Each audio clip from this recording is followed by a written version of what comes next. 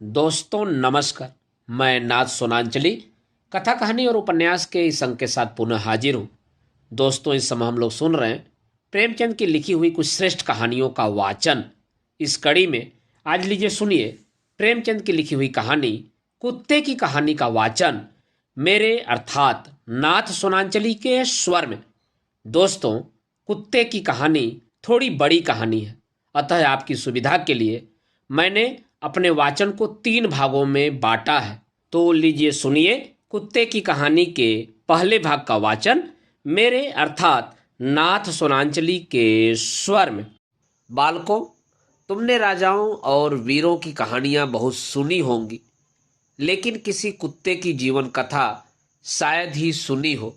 कुत्तों के जीवन में ऐसी बात ही कौन सी होती है जो सुनाई जा सके। न वह देवों से लड़ता है, न परियों के देश में जाता है, न बड़ी बड़ी लड़ाइयाँ जीतता है। इसलिए भय है कि कहीं तुम मेरी कहानी को उठाकर फेंक न दो। किंतु मैं तुम्हें विश्वास दिलाता हूँ कि मेरे जीवन में ऐसी कितनी ही बातें हुई हैं जो बड़े बड़े आदमियों के जीवन में भी न हुई होंगी। इसलिए मैं आज अपनी कथा सुनाने बैठा हूँ। जिस तरह तुम कुत्तों को दुत्कार दिया करते हो, उसी भांति मेरी इस कथा को ठुकरा न देना। इसमें तुम्हें कितनी ही बातें मिलेंगी और अच्छी बातें जहां मिले तुरंत ले लेनी चाहिए। जब मेरा जन्म हुआ तो मेरी आंखें और कान बंद थे, इसलिए नहीं कह सकता कि गाजे बाजे बजे या नहीं, गाना बजाना हुआ या नहीं। मुझे तो कुछ सुनाई नहीं दिया। हाँ, जिस बिछावन पर मैं लेटा था वह रुई की भांति नर्म था। सर्दी जरा भी न लगती थी। मैं दिल में समझ रहा था कि किसी बड़े घर में मेरा जन्म हुआ है, लेकिन जब आंखें खुली तो मैंने देखा कि एक भाड़ की राख में अपनी माता की छाती से चिपटा हुआ पड़ा हूं। हम 4 भाई थे। 3 लाल थे, मैं काला था, उस पर सबसे छोटा और सबसे कमजोर। माता भी हम लोगों के पास कम रहती थी। उन्हें खाने की टोह में इधर उधर दौड़ना पड़ता था। वह रात रात भर जागकर गांव की रक्षा करती थी। क्या मजाल कि कोई अनजान आदमी गांव में कदम रख सके। दूसरे गांव के कुत्तों को वह दूर से ही देखकर भगा देती थी। जब किसी खेत में कोई साड़ घुसता तो उसे दूर तक भगा आती, मगर इतना सब कुछ करने पर भी कोई उन्हें खाने को न देता। बेचारी पेट की आग से जला करती थी। उस पर हम लोगों की चिंता उन्हें और मार डालती थी। इसलिए जब भूख सताती तो कभी कभी वह चोरी से घरों में घुस जाती और खाने की जो चीज मिल जाती लेकर निकल भागती। उन्हें देखकर ही लोग मारने दौड़ते और घरों के द्वार बंद कर लेते। एक दिन बड़ी ठंड पड़ी, बादल छा गए और हवा चलने लगी। हमारे 2 भाई ठंड न सह सके और मर गए।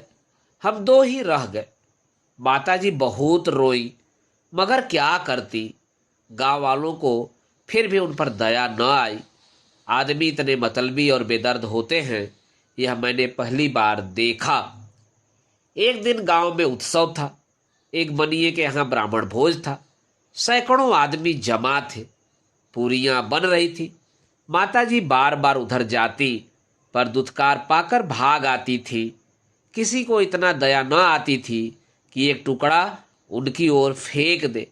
एक टुकड़ा दे देने से कुछ कमी न पड़ जाती, पर यह कौन समझाए। जब सब चीजें तैयार हो गई तो आंगन में पत्तल डाल दिए गए। लोग अपने अपने आसन पर जा बैठे और भोजन परसा जाने लगा। उसी समय माताजी वहां पहुंची। माताजी भागी नहीं, पूंछ हिलाने लगी और वहीं बैठ गई। वह आदमी जब किसी काम से भीतर चला गया तो माताजी भी दबे पांव दालान में जा पहुंची। उन्हें देखकर चारों तरफ से धत धत का ऐसा कोलाहल मचा कि माताजी घबरा गई। 2-3 आदमी डंडे लेकर दौड़े। माताजी को अगर दालान से निकल जाने का रास्ता मिलता तो वह उधर से बाहर निकल जाती, लेकिन उधर लोग डंडे लिए खड़े थे। इसलिए माताजी बैठे हुए आदमियों के बीच से होकर मोरी के रास्ते बाहर निकल आईं। मगर तमाशा तो देखिए कि माताजी के बाहर निकलते ही भोजन करने वाले भी उठ खड़े हुए। जानते हो क्यों? माताजी के उधर से निकलने के कारण भोजन भ्रष्ट हो गया। विचार होने लगा कि क्या किया जाए। बेचारा बनिया फूट फूट कर रोने लगा। कुछ लोग कहते थे, इसमें दोषी क्या है? कुतिया ने पतलों में मुंह तो डाला नहीं, छूने से क्या होता है? किंतु जो बहुत कुलीन थे, वे कुतिया का बीच से निकल जाना ही भोजन को भ्रष्ट करने के लिए काफी समझते थे। आखिर इन्हीं कुलीनों की जीत हुई और सारा भोजन गरीबों में बांट दिया गया। उस दिन माताजी ने खूब पेट भर खाया। ऐसा सुख उन्हें जीवन में कभी न मिला था। लेकिन उस बेचारी के भाग्य में सुख लिखा ही न था। भोजन करके जरा लेटी ही थी कि बनिया डंडा लिए आ पहुंचा और लगा पीटने। माताजी को भागने का अवसर न मिला। जोर जोर से चिल्लाने लगी। उनका विलाप सुन पत्थर भी पसीज जाता, पर उस निर्दयी को जरा भी दया नहीं आई। मैं मन में कुढ़ रहा था, अपना कुछ वश होता तो बनिए राम को इस बेदर्दी का मजा चखा देता। लेकिन जरा सा बच्चा क्या करता। बस यह विलाप सुनकर कुछ लोग जमा हो गए और समझाने लगे, जाने दो भाई, भूख में तो आदमियों की बुद्धि भी भ्रष्ट हो जाती है। यह तो पशु है, इसे क्या मालूम किसका फायदा हो रहा है, किसका नुकसान। अब तो जो हो गया सो हो गया, इसे मारकर क्या पाओगे। बनिए की चित्त में यह बात बैठ गई और माताजी की जान छूटी। उसी दिन शाम को एक बटोही गांव में आकर ठहरा। उसने एक पेड़ के नीचे उपले जलाए और हाड़ी में दाल चढ़ाकर आटा गूंथने लगा। आटा गूंथ चुकने पर उसने हाड़ी उतार दी और सामने के कुएं पर पानी लेने चला गया। गूंथा आटा पत्तल पर रखा हुआ था। इतने में माताजी घूमती हुई वहां पहुंच गई और शायद यह समझकर कि आटे का कोई मालिक नहीं, वह खाने लगी। मुसाफिर ने कुएं पर से ही धत धत करना शुरू किया, लेकिन माताजी ने फिर भी न देखा। बेचारा माथे पर हाथ धरकर रोने लगा। आज 3 दिनों का भूखा थका मादा, उस पर भगवान की यह लीला। 2-3 आदमियों ने समझाया, भाई तुम्हारा तो 4-6 आने का नुकसान हुआ, कल तो इसने हजारों पर पानी फेर दिया। मुसाफिर ने कहा, मैं क्या जानता था कि चांडालिन घात में बैठी हुई है। बूढ़े चौधरी बोले, जान पड़ता है आज का तुम्हारा भोजन उसी के भाग्य में था। कहावत है, शाह की मुहर आने आने पर, खुदा की मुहर है दाने दाने पर। फिर से बनाकर खा लो। बेचारे मुसाफिर ने फिर से चौका लगाया और भोजन बनाने लगा। चौधरी वहीं बैठे रहे। मुसाफिर ने पूछा, बाबा मैं आपकी उस कहावत का मतलब नहीं समझा, जरा समझा दीजिए।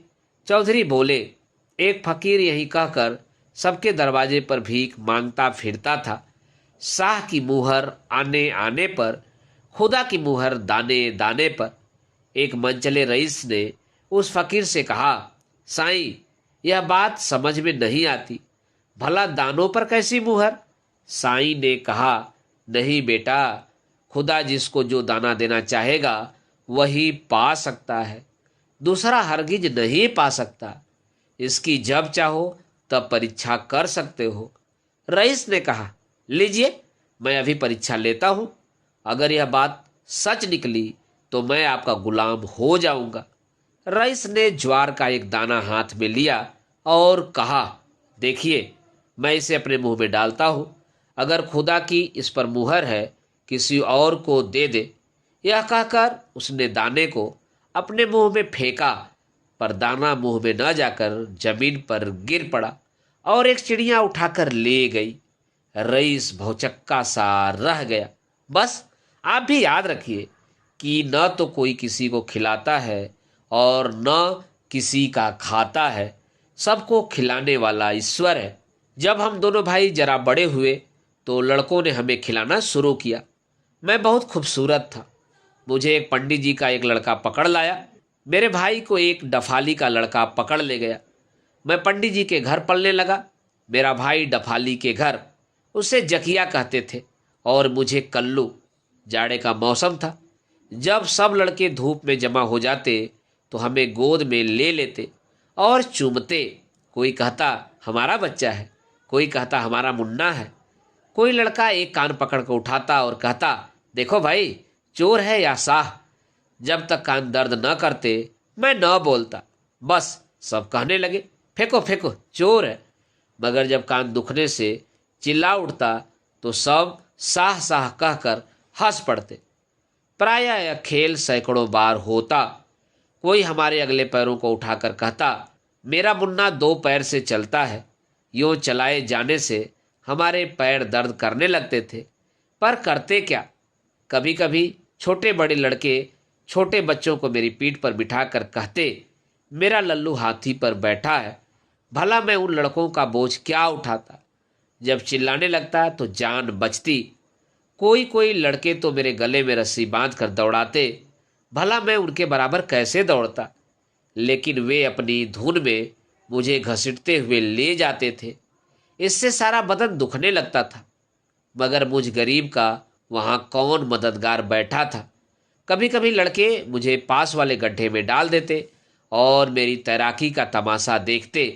जब मैं बाहर निकलने के लिए छटपटाने लगता तो लड़के हंस हंस कर कहते देखो कल्लू कैसा तैरता है। उस समय मैं डूबने डूबने को हो जाता था। पाँव जोर जोर से चलाता हुआ किसी तरह किनारे आ जाता और मारे ठंड के कांपने लगता। जब धूप लगने से देह में कुछ गर्मी आती तो कोई शैतान लड़का बोल उठता अब की मेरी बारी है। सुनते ही मेरी जान सी निकल जाती, मगर भागकर जाता कहाँ। कोई फिर पानी में डाल देता। क्या बतलाऊं कि उस समय कितना गुस्सा आता। बार बार यही जी में आता था कि कोई इन दुष्टों को भी इसी तरह डुबकियां देता तो इनकी आंखें खुलती। हम दोनों में से सुखी तो एक भी न था, पर जकिया की दशा मेरी दशा से अच्छी थी। पंडित जी के यहाँ मुझे रूखा सूखा भोजन मिलता था और वह भी बहुत कम, इसलिए मुझे दूसरे द्वारों का चक्कर लगाना पड़ता था। डफाली मांस का प्रेमी था, रोजाना उसके घर मांस पका करता था, इसलिए जकिया को काफ़ी भोजन मिल जाता था। उसे किसी दूसरे दरवाजे पर जाने की जरूरत नहीं पड़ती थी।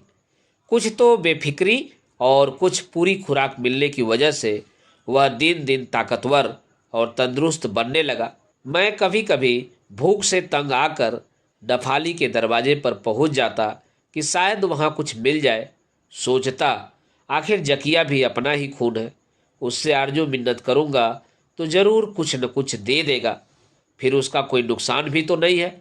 मैं उसके खाने में हिस्सा लेना नहीं चाहता था, केवल उसकी जूठन चाहता था। पर वह मेरी परछाई देखते ही घुर्रा कर मुझ पर ऐसे झपटता जैसे मैं उसका दुश्मन हूँ। वह था मुझसे ताकतवर, इसलिए मैं उसका सामना नहीं कर सकता था। वह दांतों से मुझे खूब काटता और नीचे गिराकर पंजों से खसोड़ता। जब मैं जोर से चिल्लाने लगता और पूंछ सिकोड़ लेता तब कहीं जान बचती थी। उठकर जो ही भागना चाहता था कि डफाली का उड़ता। पंडित का भग्गू कुत्ता वह भागा। इस पर मुझे बहुत ग्लानि होती थी। मैं फिर जाकर जकिया से उलझ पड़ता और इतनी मुस्तैदी देखकर देखने वाले कहते वाह कल्लो वाह, शाबाश। इससे तबीयत और भड़क जाती थी और भी जोर लगाता, लेकिन अंत में मुझे भागना ही पड़ता था। तब सब तालियां बजाकर मुझ पर हंसने लगते। जोश ठंडा होने पर देखता तो लहूलुहान हो गया हूँ। महीनों में जाकर कहीं घाव अच्छे होते थे। घाव अच्छा होने पर भी यही चाहता कि चलकर जकिया को पछाड़ूं और पंडित जी की बदनामी मिटाऊं, मगर अपनी हालत देखकर रह जाता। एक दिन मैं जान पर खेलकर जकिया से उलझ पड़ा। वह भी पूरे जोश के साथ मुझसे लड़ने लगा। संयोग से पंडित जी भी वहां पहुंच गए। उनके पहुंचते ही और लोगों ने कहा कल्लू भग्गू कुत्ता है, कभी भी जकिया का सामना नहीं कर सकता। इस पर मैंने देखा कि पंडित जी का चेहरा फीका पड़ गया है। तब तो मैंने निश्चय कर लिया कि आज चाहे जान रहे या जाए, मगर जकिया को जरूर पछाड़ूंगा। कुछ ऐसे जीवट से लड़ा और ऐसे दाव पेच खेला कि बच्चे जकिया को छठी का दूध ही आ गया। देखने वाले कहने लगे कि भाई आज तो कल्लू ने कमाल कर दिया। ठीक है, मालिक को देखकर उसकी छाती बढ़ती है। जकिया डफाली को देख देख कर ही इसे रोज पछाड़ता था। आज पंडित जी को देखकर कल्लू ने नीचा दिखाया। मैंने देखा पंडित जी का चेहरा उस समय खिल उठा था, मानो मैंने उनकी लाज रख ली। अब उन्होंने मेरी खुराक कुछ बढ़ा दी। इधर जकिया पर डफाली और भी तवज्जो करने लगा। एक दिन की बात है, माताजी डफाली के दरवाजे पर पहुंच गई। उस समय जकिया वहां मौजूद न था। डफाली ने माताजी की दीन दशा देखकर एक टुकड़ा फेंक दिया। जो ही माताजी टुकड़ा उठाने को आगे बढ़ी कि जकिया पहुंच गया और माताजी पर टूट ही तो पड़ा। संयोग से वहीं पर मैं भी पहुंच गया। फिर क्या था, जकिया से जान बचाकर माताजी मुझसे भिड़ गई। मैं तो उन पर वार करना नहीं चाहता था, लेकिन वह पूरी ताकत से मुझ पर वार करने लगी। उस समय मुझे बड़ी हंसी आती थी। पेट भी क्या चीज है, इसके लिए लोग अपने पराये को भूल जाते हैं। नहीं तो अपनी सगी माता और अपना सगा भाई क्यों दुश्मन हो जाते। यह तो हम जानवरों की बातें हैं, मनुष्यों की ईश्वर जाने। मेरे पंडित जी के घर अनाज बहुत होता था। घर कच्चा था और चूहों ने अपना अड्डा जमा लिया था। उनके उपद्रव से घर वालों का नाको दम था। वे लोग चाहते थे कि चूहेदानी लगाकर इनका सर्वनाश कर दिया जाए, मगर पंडित जी यह कहकर टाल देते थे कि चूहे गणेश जी के वाहन हैं, इन्हें तकलीफ नहीं देनी चाहिए। इनके खाने से कितना अनाज कम हो जाएगा। उनका विश्वास था कि चूहे जितना गल्ला नुकसान करते हैं, उसका चौगुना श्री गणेश जी की दया से उपज में बढ़ जाता है। इसलिए जब वह किसी को चूहेदानी लगाते देखते तो उससे पचासों बातें कहते। पंडित जी की यही धाक लोगों पर खूब बैठ गई। जब कहीं देवताओं की भक्ति की चर्चा होती तो पंडित जी का नाम पहले लिया जाता था। कैसे सज्जन है कि इतना नुकसान सहने पर भी वह चूहों को नहीं मारते। नहीं तो लोग आदमी तक की जान ले लेते हैं। जब तक चूहे अनाज की लूट मचाते रहे तब तक तो पंडित जी अपनी प्रतिज्ञा पर डटे रहे, लेकिन जब उनके वार कपड़े लत्ते पर भी होने लगे तो उनका आसन डोल गया। जाड़ों के कपड़े कुछ संदूकों में रखे हुए थे, कुछ अलगनियों पर। गर्मियों में किसी ने उनकी परवाह नहीं की। बरसात में जब उन्हें धूप में डालने के लिए निकाला गया तो सारे कपड़े कुतर पड़े थे। उन्होंने लकड़ी का संदूक तक काट डाला था। पंडित जी की आंखों में खून उतर आया। चूहों ने एक एक चीज में हजारों छेद कर दिए थे। 200-250 रुपये पर पानी फिर गया था। अब तो पंडित जी ने ठान लिया कि जैसे भी होगा इन चूहों का सर्वनाश करके ही छोड़ेगा। उसी दिन एक बिल्ली पाली गई और 3-4 चूहेदानियां मंगवाई गई। फिर क्या था, रोजाना चूहे फंसने लगे। मुझे भी विनोद का मसाला मिल गया। यूं तो मैं पूरा शाकाहारी हो गया था, क्योंकि विशेष अन्न जल खाना पीना पड़ता था। मांस पर रुचि ही न होती थी, लेकिन शिकार खेलने में बड़ा मजा आता था। मजा क्यों न आता, यह तो मेरी खानदानी बात थी। जब पंडित जी चूहेदानी खोलते उस समय कल्लू कल्लू पुकारते। मैं कहीं पर भी होता, तीर की तरह वहां पहुंच जाता। उस समय मैं खिलवाड़ करता था, वह देखने ही लायक होता था। चूहों को खिलखिलाकर जान से मार डालता था, पर खाता न था।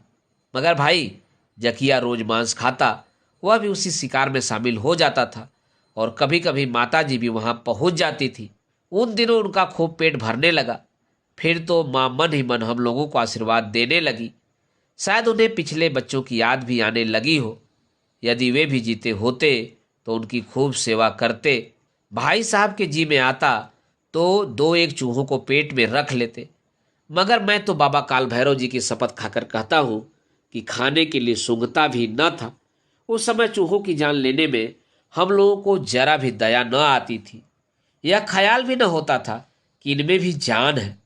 अब मैं सोचता हूं तो मालूम होता है कि बच्चे जो हम लोगों को अपने विनोद के लिए कष्ट देते थे, यह कोई निर्दयता का काम नहीं करते थे।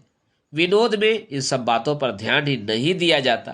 पंडित जी बहुत खुश होते जब हम लोग चंद मिनटों में 50 चूहों को सदा के लिए बेहोश कर देते। जिस गड्ढे में फेंक फेंक कर मुझसे लड़के खेलते थे, उसी में गांव के सभी छोटे बड़े नहाते धोते थे। गड्ढा था भी बहुत गहरा, इसलिए 12 महीना पानी भरा रहता था। कच्चा होने पर भी उसका पानी स्वच्छ था।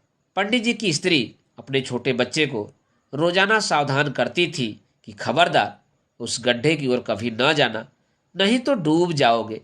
प्राय सभी माँ बाप अपने बच्चों को ऐसी चेतावनी देते रहते, मगर लड़के कब मानने लगे।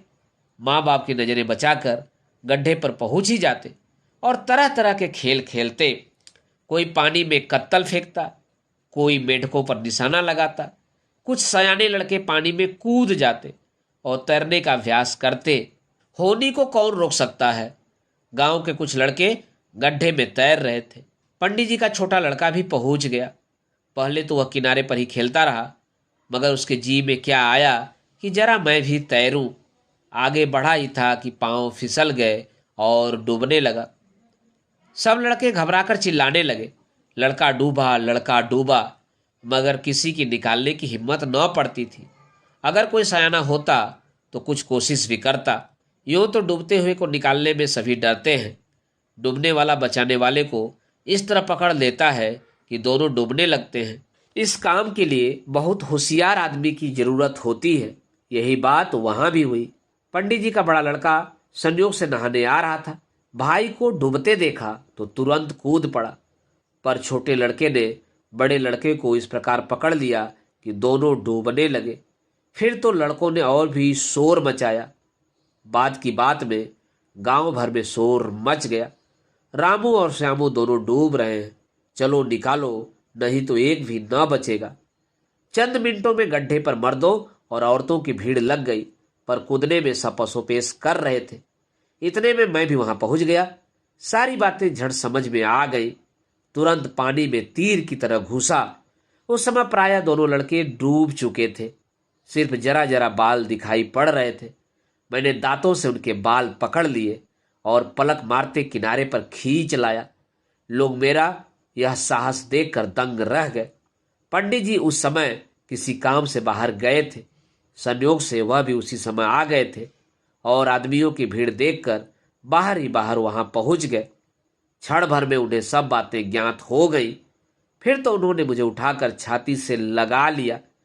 पंडित जी के आने से पहले ही लोगों ने लड़कों के पेट से पानी बाहर कर दिया था। वे स्वस्थ हो गए थे। अब तो गांव भर में मेरी खूब तारीफ होने लगी। यह कुत्ता पूर्व जन्म का कोई देवता है, किसी बात से चूका और कुत्ते का जन्म पा गया। कोई कहता नहीं, यह तो भैरवनाथ का अवतार है। देवताओं की इच्छा ही तो है, जिस पर चाहे रीझ जाएं। उस दिन से पंडित जी मुझे अपनी जान से अधिक प्यार करने लगे। अब मुझे पेट के लिए किसी दूसरे के दरवाजे पर नहीं जाना पड़ता था। उस समय जकिया भी वहां मौजूद था। उसकी मूर्खता तो देखिए। जिस समय लड़कों को निकालकर मैं बाहर आ रहा था, वह बड़े कर्कश स्वर में भौ भौ चिल्ला रहा था। इस पर कुछ लोगों ने उसे ढेले मारकर भगा दिया। ठीक ही था। कहां तो घबराए हुए लोग लड़कों की जान बचाने की कोशिश कर रहे थे, कहां वह व्यर्थ चिल्ला रहा था। डफाली उसकी यह हरकत देखकर चिढ़ गया। चिढ़ता क्यों न? उसकी तो यह उम्मीद थी कि उसका कुत्ता कभी नाम करेगा। उसने उसे खिलाने पिलाने में कोई कसर न रखी थी, मगर वहां पर सबके मुंह से जकिया के लिए दूर दूर निकल रहा था। उसी दिन से न जाने क्यों वह मुझसे विशेष प्रेम करने लगा। जहां देखता उठा लेता और घंटों तक मेरी गर्दन सहलाता। उस पर उसे मैं धन्यवाद देना चाहता था, पर सिवाय पूछ हिलाने के और क्या कर सकता था। अब उसकी आंख जकिया की ओर से धीरे धीरे फिरने लगी थी। मैं अपने भाई से बैर नहीं करना चाहता था, लेकिन जकिया मेरी जान का दुश्मन हो गया। जहां देखता मुझसे भिड़ जाता। मजबूत तो था ही, मुझे हार माननी पड़ती। अब पंडित जी जो कुछ लाते उसमें अपने लड़कों की तरह मेरा भी हिस्सा लगाते। मैं भी हर वक्त पंडित जी के साथ ही साथ रहता। वह किसी काम से बाहर जाते तो मुझे बहुत दुख होता। जब वह लौट कर आ जाते तो पूछ हिला हिला कर नाचने लगता। इससे शायद वह भी खील उठते, क्योंकि उनके चेहरे पर प्रसन्नता की एक गहरी झलक दिखाई पड़ती थी। एक दिन पंडित जी के मटर के खेत में एक गडरिये की भेड़ें पड़ गई। पंडित जी ने देखा तो उसे डांट दिया। कुछ दिनों बाद गडरिये ने फिर वही शरारत की। अब की पंडित जी ने डांट फटकार के बाद 2-3 थप्पड़ भी जमा दिए। मैंने समझा कि गडरिया अब ऐसी भूल न करेगा, मगर 2-3 दिन के बाद उसने फिर अपनी भेड़ें पंडित जी के खेत में डाल दी। उस दिन पंडित जी को बहुत गुस्सा आया। उन्होंने उसे जमीन पर पटक कर लातों और घूसों से खूब मारा, मैंने भी गुस्से में आकर उसे खूब काटा, नोचा। उस दिन तो गडरिया चला गया। दूसरे दिन से वह मेरी खोज में रहने लगा। मुझे पंडित जी के साथ देखता तो होठ चबाकर रह जाता। मैं भी ताड़ गया था कि यह मुझे अकेला पाते ही अवश्य वार करेगा, इसलिए मैं पंडित जी का साथ कभी भूलकर भी न छोड़ता था। अब गडेरिये की भेड़ें पंडित जी के खेत में कभी न पड़ती थी। गडेरिया बदला लेने पर तुला हुआ था। एक दिन की बात सुनो। पंडित जी की ईख की खेती बहुत अच्छी थी। गांव वाले अक्सर कहा करते थे कि इस साल पंडित जी सबसे बाजी मार ले जाएंगे। गडेरिये ने सोचा, इस खेत में आग लगा दो, सारी कसर निकल जाएगी। आधी रात के समय खेत पर पहुंच ही तो गया। बच्चों, यह नहीं जानता था कि यहां पर भी मेरा ही पहरा रहता था। जो ही आग की चिंगारी ईख के खेत में फेंक कर उसने भागने का विचार किया कि मैंने झपट कर उसके पांव पकड़ लिए। वह हचकचाकर गिर पड़ा। क्यों न गिर पड़ता, चोरों का कलेजा ही कितना। बच्चों ने भागने की बहुत कोशिश की, मगर एक न चली। खैरियत यह थी कि खेत गांव से थोड़ी ही दूर पर था। एकाएक ज्वाला उठी तो गांव वाले चटपट पहुंच गए। मुझे गडेरिये का पैर पकड़े देखकर लोग समझ गए कि यह इसी की बदमाशी है। जो आता गडेरिये की पूजा करके ही आग बुझाने जाता। पूजा का मतलब पिटाई। उस बदमाश की ऐसी मरम्मत हुई कि मरने को हो गया। इतने पर भी लोगों को संतोष न हुआ। सलाह हुई कि इसे थाने ले चलो, मगर पंडित जी ने उसे यूं ही छोड़ दिया।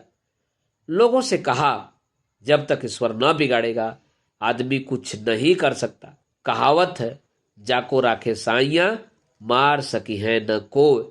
गांव वालों को पंडित जी के इस व्यवहार पर बड़ा आश्चर्य हुआ, क्योंकि ऐसी दशा में उसे पूरा दंड दिलाए बिना कोई भी न छोड़ता। मैं तो कहता हूं कि यदि सब ईख जल गई होती और गडेरिया पकड़ लिया जाता तो पंडित जी जीता न छोड़ते। मगर यहां तो दयालुता का सिक्का जमाना था, क्यों न क्षमा कर जाते। उस दिन से पंडित जी मुझ पर और प्रेम करने लगे। सारे गांव पर मेरी धाक बध गई, लेकिन वह नरपिशाच इसी फिक्र में रहता कि कब इसका अंत कर दूं। रात दिन मेरी ही खोज में रहता, मगर ईश्वर की दया से मेरा बाल भी बाका न कर सका। आखिर उसे एक तरकीब सूझ गई। वह जकिया को खूब खिलाने पिलाने लगा। पहले तो डफाली ने जकिया को अपने घर से प्रायः निकाल ही दिया था। कभी कभी दूसरे कुत्तों की तरह उसे भी कौर दे देता था। बात यह थी कि एक दिन एक पुलिस का आदमी उस डफाली के दरवाजे पर रात को गश्त करने आया था। उस समय जकिया ने उसे काट खाया था। पुलिस के आदमी ने डफाली को बहुत तंग किया था। तभी से डफाली को जकिया से घृणा हो गई थी। उसकी तो ऐसी इच्छा हो गई थी कि जकिया दरवाजे पर भी न रहे, मगर बहुत दिनों की मोहब्बत के सबब से उसे कुछ न कुछ देना ही पड़ता था। जकिया ताकतवर तो बहुत था, मगर उसे भले बुरे का ज्ञान नहीं था। जब चाहता बेसुरा राग छेड़ देता। गुण उसमें यही था कि वह मजबूत बहुत था। क्या मजाल कि कोई दूसरे गांव का कुत्ता आ जाए। गीदड़ों की तो उसे देखते ही नानी मर जाती थी। हिरन और नीलगायें जो पहले खेत तहस नहस कर देते थे, अब गांव में आने का नाम न लेते। एक बंदर ने गांव में बड़ा उत्पात मचा रखा था। बच्चों के हाथ से रोटी छीन लेता, औरतों को रास्ते में रोक लेता, और जो कुछ उनके पास होता वह लिए बिना पिंड न छोड़ता। लोगों को राह चलना मुश्किल हो गया था। गांव भर की खपरेल उलट दी थी। जकिया ने उसे ऐसा झंझोड़ा कि बच्चों ने फिर सूरत ही न दिखाई। हाँ, तो गडेरिये ने जकिया को इसी इरादे से खिलाना पिलाना शुरू किया कि वह मुझसे बदला ले। मगर जकिया भी छटा हुआ था। जो हमेशा मछली और मांस का आदी था, वह भला रूखे सूखे सत्तू पर कैसे टिक सकता। गडेरिये की आंख बचाकर भेड़ों पर हाथ साफ करता। इस पर एक दिन गडेरिये ने उसे बांधकर खूब पीटा। तब से जकिया उसके यहां से भाग गया। अब वह किसी का नहीं था। कहलाता तो था डफाली वाला कुत्ता, मगर डफाली से उसका कुछ भी संबंध नहीं था। अब गडेरिये ने निश्चय किया कि जैसे भी होगा मुझे जान से मार डालेगा, चाहे उसकी जान रहे या जाए। एक दिन उस कमबख्त ने जान पर खेलकर वार कर ही तो दिया। बात यह थी कि पंडित जी मंदिर में पूजा कर रहे थे और मैं नीचे बैठा झपकी ले रहा था। पंडित जी आंख मूंद कर श्री शिव जी का ध्यान कर रहे थे। गडेरिये ने पूरी ताकत के साथ एक लाठी जमा ही दी। लाठी ऐसी घास से लगी कि मेरे मुंह से एक चीख निकल गई। फिर मुझे कोई खबर न थी कि मैं कहाँ हूँ। जब होश आया तो अपने को जानवरों के अस्पताल में पाया। कुछ दिनों में अच्छा होकर अस्पताल से चला आया, मगर मेरी कमर बहुत कमजोर हो गई थी। जब जब पूर्वी हवा चलती जान ही निकल जाती थी। पीछे पंडित जी से पता लगा कि वह मेरी उस चीख को सुनकर पूजा छोड़कर बाहर निकल आए और देखा कि गडेरिया दूसरा वार करना चाहता है। झट दौड़कर उसे पकड़ लिया और उसकी लाठी से उसे खूब पीटा। तब उसका चालान करके 6 महीने के लिए सजा करवा दी। फिर तो जेल में उसकी जो दुर्गति या सुगति हुई होगी, उसका अनुभव तो वही करेगा जो कभी जेल गया होगा। ये सब बातें पंडित जी अपने मित्रों से कहते थे। मैं तो सुनता था। उस समय से पंडित जी पर मुझे बहुत ही गर्व रहने लगा। मेरा विश्वास था कि पंडित जी के रहते मुझे किसी प्रकार का कष्ट नहीं होगा। कभी मैं पछताता कि आदमी क्यों न हुआ। दोस्तों, अभी आप सुन रहे थे प्रेमचंद की लिखी हुई कहानी कुत्ते की कहानी के पहले भाग का वाचन मेरे अर्थात नाथ सोनांचली के स्वर में। दोस्तों, इस कहानी के अगले भाग को आप मेरे वाचन के अगले क्रम में सुन सकते हैं। तो जुड़े रहिए कथा कहानी और उपन्यास के साथ। धन्यवाद। नमस्कार।